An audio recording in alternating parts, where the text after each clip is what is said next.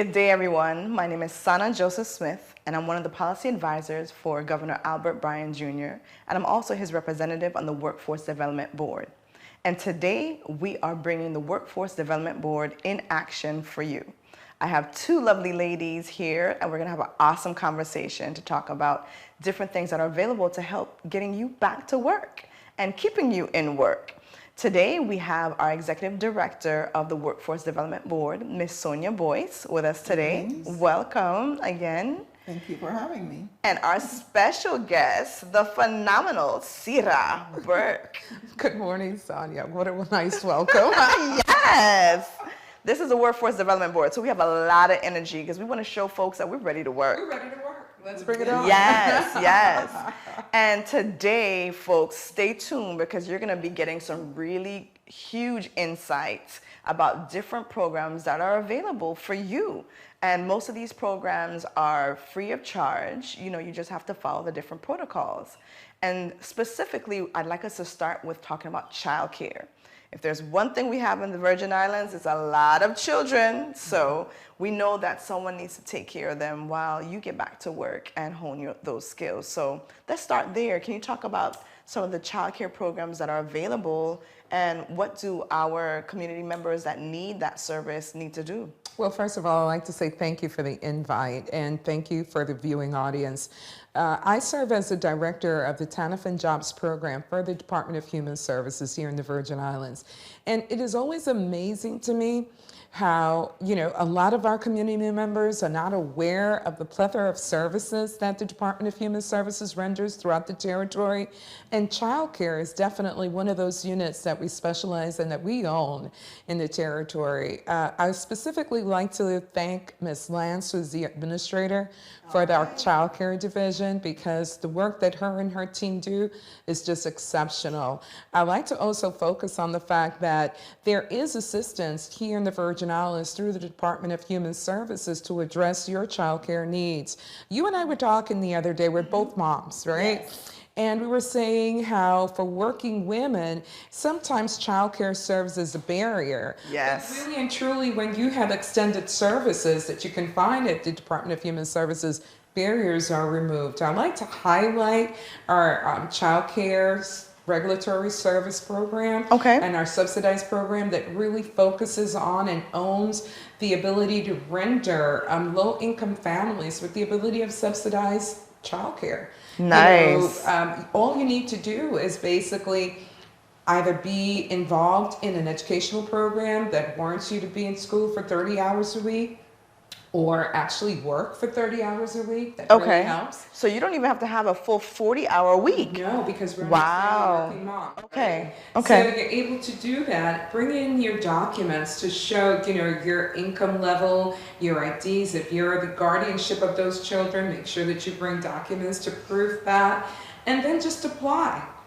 And I just don't understand why, and this is a call of action, we want people to come out and yes. seek out to our services. So are you listening? So all you have to do is sign up for one of the programs. It doesn't have to be a workforce development program. It can be one from CTEC, it can be from UVI, it can be anywhere, or you could just be working and you need some assistance. Yeah, awesome. And it really works. I think that the history has shown that when we are provided with support systems within our community, women and families are better off, and absolutely our children are better off. We even have, through the CARES Act, the ability to provide additional funding to childcare providers because we understood that they took a great financial hit during the pandemic. And so, you know, all the service providers had to really do was come in, fill out an application, and monies were awarded to them to be able to keep the doors open, because there were a lot of people that, even though we were going through the pandemic, still needed childcare. That's awesome. And the Department of Human Services. I was just about to say, this is all from the Department of Human Services? Department of Human Services. We lended our services to be able to do that. We also have a great program that I oversee. It's called the Temporary Assistance of Needy Families and Jobs. And within our TANF program, it's specifically targets low-income families, a lot of single moms who want to, again, re-enter the workforce. Yeah. And they have these barriers of childcare, transportation, and even means to be able to afford a good educational program. Right. Well, the TANF program subsidizes that as well. Awesome. We turn around and we are able to assist you to get registered. We're able to assist you to identify schools that you want to attend. We're able to provide you with stipends for transportation, uniform, Wait, and did you just say childcare. stipends for transportation? Yes, yes. So wait, so I get my child care covered. Correct. I get a stipend for transportation. Check. And I even get free education, whether it's through you all, Workforce Development Board, Equus, One Stop Operator, or Labor. I mean, that's Right. So there's no excuse. I was just about to say, tell me what's the catch to it? The catch to it and some of the barriers that we're trying to override is the fact that, of course, you have to be able to, in the mindset that you want to change your life. You know, it's a program that moves So you're not you- going to be dragging folks. No.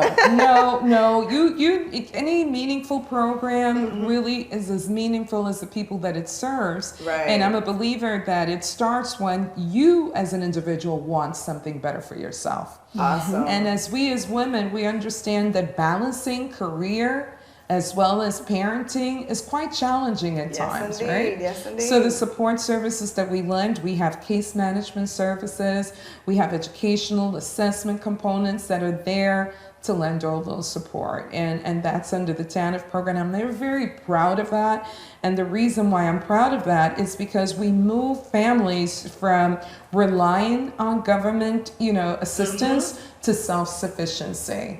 And that is like the greatest reward. When a woman is able to say, I have a job, I'm able to take care of my family, I'm able to go on ahead and meet my expenses with the help, in the past I relied on government assistance, but look at me now. That is truly a success Tell us story. about I was just about to say, great transition. Tell us about a success story. We'd love to hear like how someone may have used it, because I know sometimes people hear of all these programs and they're just not sure, well, how does it really work together? Like how would it look in my life? Can you share, of course, no names, but no names. Yeah. All right. So, we had a great success story. There was a young lady that was part of our TANF program that started volunteering in our intake division. Okay. And ultimately she was able to get hired. And so now she is an employee of the Virgin Islands government as an eligibility specialist. And what better segue to say, okay, I've been there and now I am here. And what, I am the firm believer that when much is given, much is expected. So you have to always reach back and help another sister, meet those challenges as well. So at the Department of Human Services, I'm really proud of being part of their family and their leadership team, because we all understand that our community has needs. Right. And we are there just to make sure that we serve as a conduit of change to address those needs. So. I love it. I love that the fact that there's no judgment. We have to come from someplace. We have to start somewhere. So it doesn't matter as long as you start. Right. I'm going to transition and ask a couple questions over to Ms. Boyce, especially being over the Workforce Development Board and you see the different programs that come in.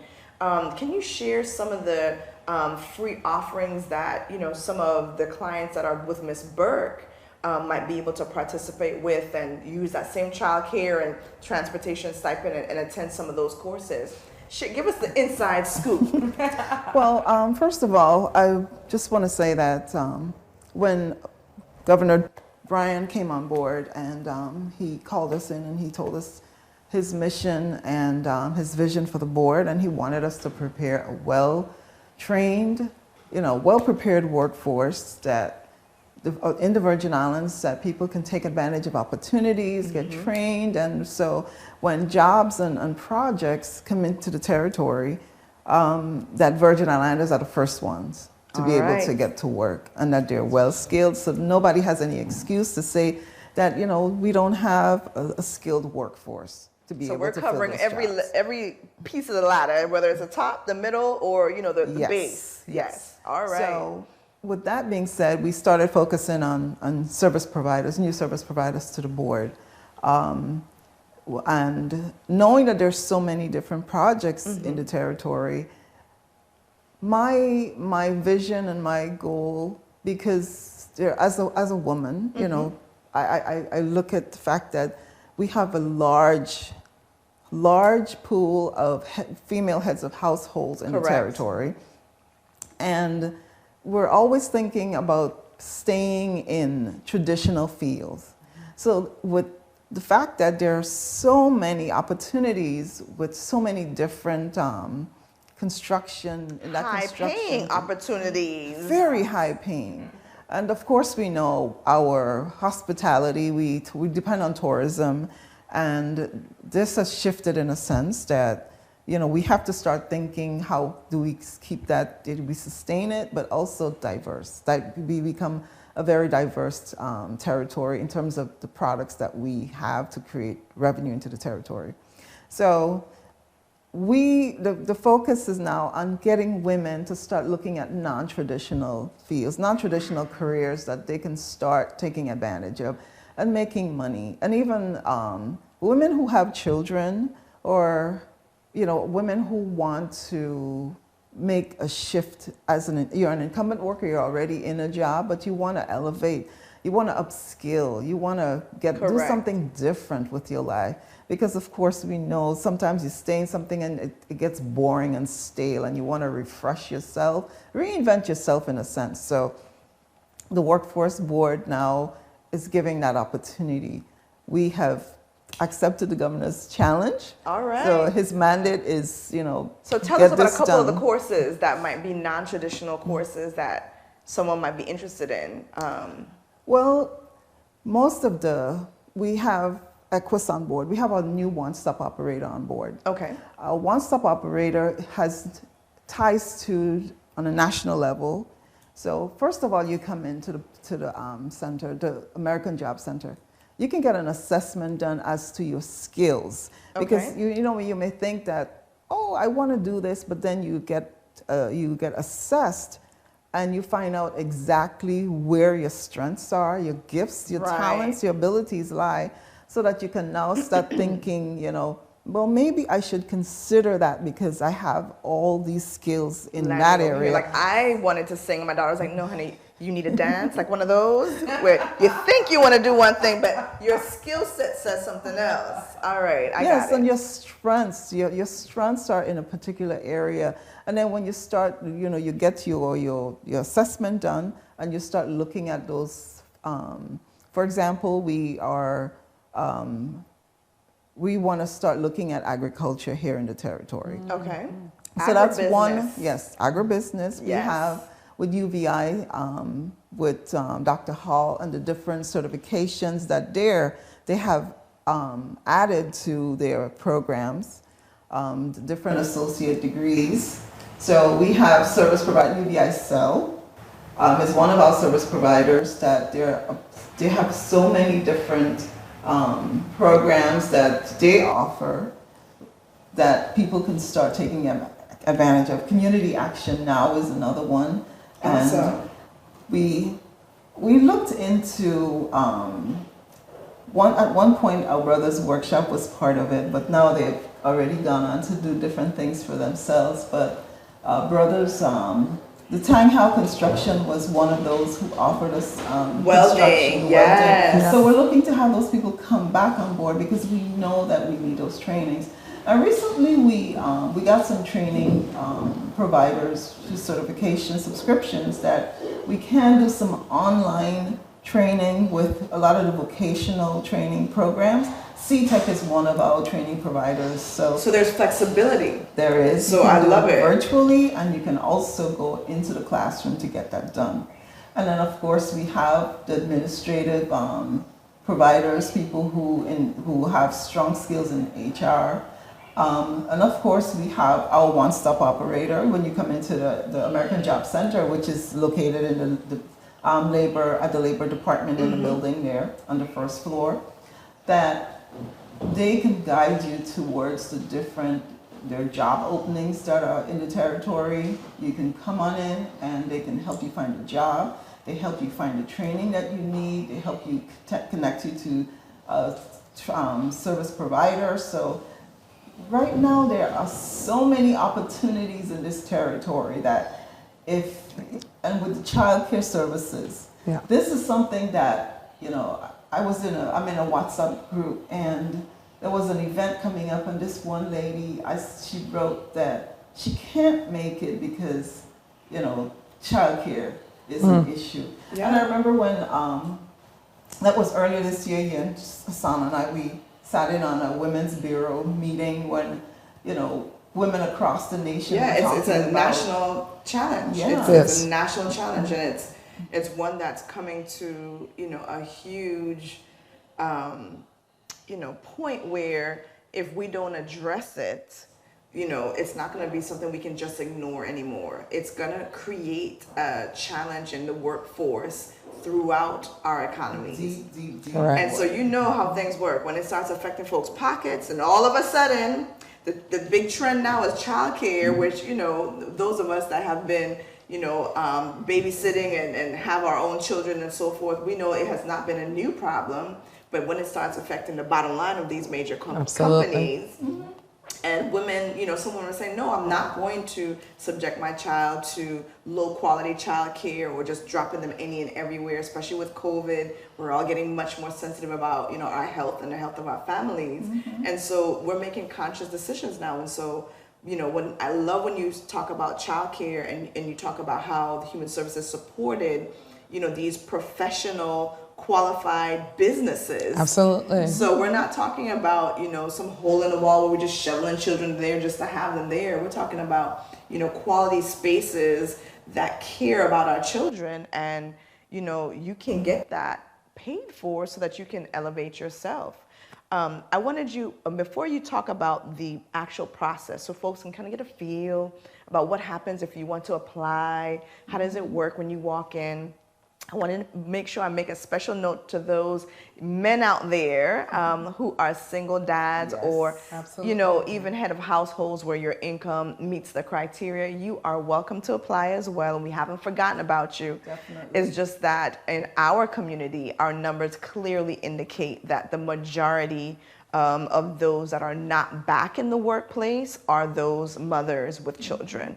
And so that's why you hear us emphasizing that particular segment of our population, not because we don't love you guys too, but just because we know that population has really, felt the burden of it, and so especially in American society, traditionally, the males have been the ones have been afforded the opportunity to work and explore their career options. Right. And, women in general, it's been a second thought, especially. And just caregivers in general, caregivers to children. Yeah. Who want to know that while they're out there making money to sustain the family, that they have that peace of mind knowing that their children are in a safe environment where they can learn and feel good about themselves and be healthy and well and safe. Definitely. And if we stop and think about, how our career trajectory works out, we would all fall back to what was your first work experience? Yeah. Being a babysitter for many of us. Yes. So it only goes to show you that the need just didn't start now. Correct. It's just that we women are more integrating into the workforce, exploring various career, like our colleague here said, and it's just, it's presented a series of challenges. Yesterday, I attended a really great webinar. It was through the Governors Association. Yes, I saw that. I wanted to And attend one that. of the topics that, of course, came onto the table was childcare and what different government agencies and companies are doing to address this specific problem, in essence, to try to entice people to come back Yes. to work. And what I learned was that they're funding for various programs so that, you can go on ahead and have the company apply for and have built-in childcare there. Nice. Or Like UBI. did. UVI, mirrored that. And then you also have other models where they go in and pay you a stipend to your child care provider. And it only goes to show you, as you may mention, Sonia, that it's just not, a little drop. It's a serious impact on the economy. And now as we think about, moving from the pandemic to the epidemic and reintegrating people into the world of work, we want to make sure that the community knows that the process is not a grueling one. It's a very simple one. Tell us about it. You can go on ahead and actually go onto our website, www. Oh, wait, so you don't even have to leave your house? Well, if you can't leave your house, we want to make sure that you have options, right? I love and we it. are in the world of technology, so you can go to your dhs.vi.gov website and under Child Care Regulatory Services, go in and see what's going on and explore the various programs. We also have the ability to see you come in and complete an application process. Again, bring all those documents, birth certificate, IDs, and pay stubs to show that you're going to be income eligible for the programs. And then, of course, our dynamic team is there to support and work the process through. We do serve both the whole territory. We have an office on Newt Hansen Complex and here on the island of St. Croix. And I encourage our viewing audience, to go on ahead and take advantage of that. During the course of the summer, there will be funding for summer programs because that's another area. Okay, so now the kids are home for the summer. Who's going to mind them? I got to go to work. Well, there's funding for that too. And as I made mentioned, it's a team of experts that we surround ourselves with. We're only as good as our employees that are backing us up and our team that's backing us up. And the people on the front line over at DHS do an exceptional job in assisting the members of our community, single mothers, single fathers, anyone who qualifies for services to be able to do that. I'd be remiss if I didn't toot our own horn to my ETOs, my employment training officers under the TANF and Jobs program, because we just finished, this past week was really a rewarding experience for us. We had been gifted the grant for a Pandemic Emergency Assistance Fund to address the needs of people, specifically low-income clients for and during the pandemic. And we were able to work diligently. I mean, this group of people would go door to door, Sonia and Sonia, to make sure that the application process was complete. We knew that we had federal funds to assist the transition through the pandemic, and we wanted to make sure that we earmarked that for our temporary assistance of needy families, those that were in our program from March of 2021 through March of 2022. Awesome. They were really eligible because they were part of our program. And, we were able to disperse a total of $192,000 in our community this past week.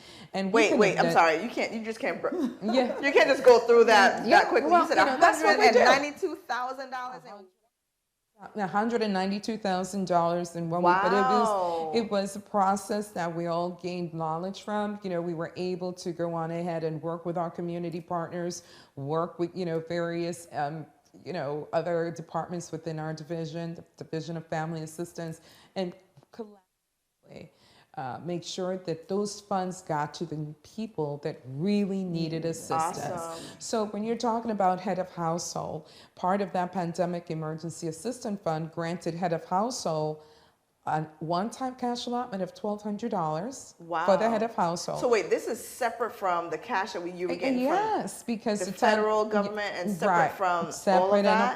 Separate and apart. Separate from the extra SNAP benefits? Yes, because when you stop and think about it, during the course of the pandemic, children were harmed. Children eat a lot, right? Yes. They use up your power a lot, right? Plus the cost of everything. And cost of everything has gone up. So, as we started our conversation, most of our household are led by women, right? Correct. Single household, right?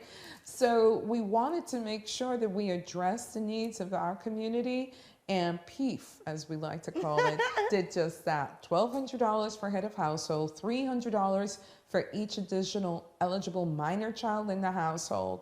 And it served as a cushion. You can get it. Let's say school is starting again in August. Save your money, Yes. you have money for uniforms. I was just about to say uniforms and shoes. Because everything. children will go through them in a minute. Exactly. And even, masks alcohol, hand Yes. sanitizers, those things are expensive. Yeah. So, we wanted to make sure that those funds went directly to the people that Toot needed the toot. most. You should- Yeah, yes. Here we go. Yes. But we couldn't Well do it alone. deserved. We really, Yeah. this was through the American Rescue Plan. Okay. And we were able to get those federal funds. And, in the future, we're looking to roll it out to our community at large because, our TANF families were taken care of, but now we also know that the rest of the people in the Virgin Islands could really benefit from that. So I want you to tune in because the announcements are going to be coming through, and when they do, I've had the distinct pleasure of working with our Commissioner Kimberly Causey Gomez. And she is just a great leader, along with Mikkel Reimer, All AC right. Benjamin, and Natalie Bailey. And, it's those kind of people, those kind of women that I've learned so much from. You guys have like a Powerhouse, a powerhouse. I know And them, they're yeah. movers and shakers, and it's great when you're part of that team and you're able to learn and be able to give back. We have a motto, and our motto is working together to make a difference. And it's just not words that are said, but actions that go behind it. You know what I love about our conversation today is that, often what gets hyped up in the media and social media and so forth are all the negatives and so forth. And it just it's phenomenal for me to just hear what you guys have been doing to really impact real lives. I don't think people realize that when you're doing that, that's a real life, that's a real family that you're helping and making a difference. And what I'm really hoping is that those that are receiving the help, they understand that this is not a reason to relax. This is your stepping stone. Absolutely. This is your opportunity to transition. And before we got on air, we talked about scenarios where sometimes we think it's that time in our lives to curl up in a corner and rock back and forth and cry. And really, it's that opportunity for us to switch gears and get into something even more phenomenal. Yes. This time right now in our history, in these Virgin Islands, this is our moment to start creating the best vision for ourselves and the territory. So with all these opportunities with childcare services, all these opportunities that and transportation, my throughout goodness. the territory, because we have billions of dollars in the territory, so we need to get our people ready. People, this is our time. Get ready, and to all the young people who've just graduated and you're unsure of what to do, you need to get trained. At least get your brain going. Yes, your hands. Try a thing. If you don't want to go on to college, you have training opportunities right here in the territory. If you don't want to go to the mainland, UBI is there. But if you have children and you need that assurance, that peace of mind that you can go find a job, you can go get trained, Human Services is here to help you, give you that peace of mind that you need. With Folks the are flocking childcare here for a opportunities. reason. Yes. They're coming in droves for a reason. Yeah, we noticed that the dynamics of the Virgin Island culture has shifted since the hurricane. Yeah. So we want to make sure that we serve our people first and take advantage of everything. I saw a family who was on assistance move from the States to come here to be on assistance here. Yeah.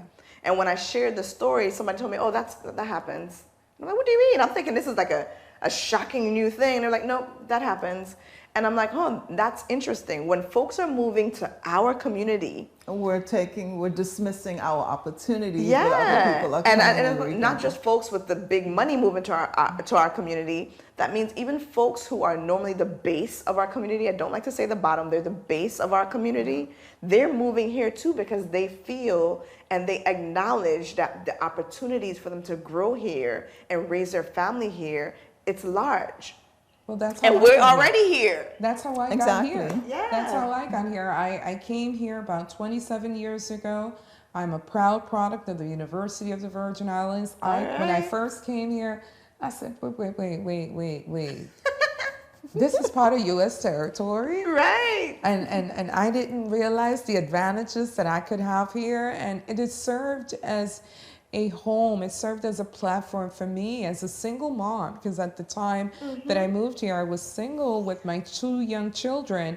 And I went and I took advantage of the services. I turned around and I went through university, and God did the rest. So, All you know, right. it only goes to show if it happened for me, I had a great support system. I had really great instructors at the University of the Virgin Islands. I think, Sonia, sometimes we fail to promote our own university. I'm a proud product of Free that. tuition if you and free graduate. tuition. Exactly. So, you know, everything is being laid out.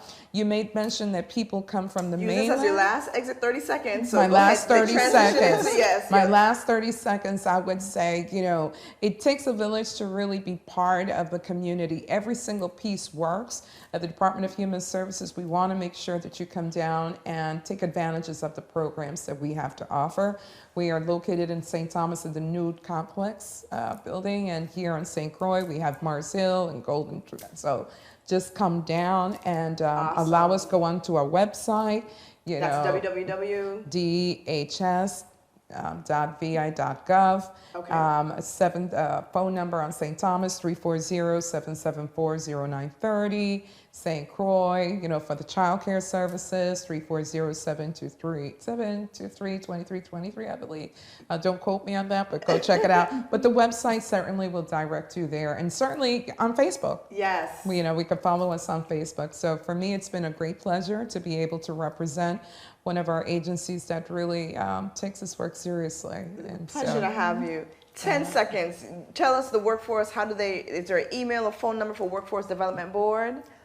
Definitely, but before we even say that, I just want to say thank you for accepting our invite, and we're going to be sharing more of the services that are available to residents of this community. And the phone number, 340-227-0061.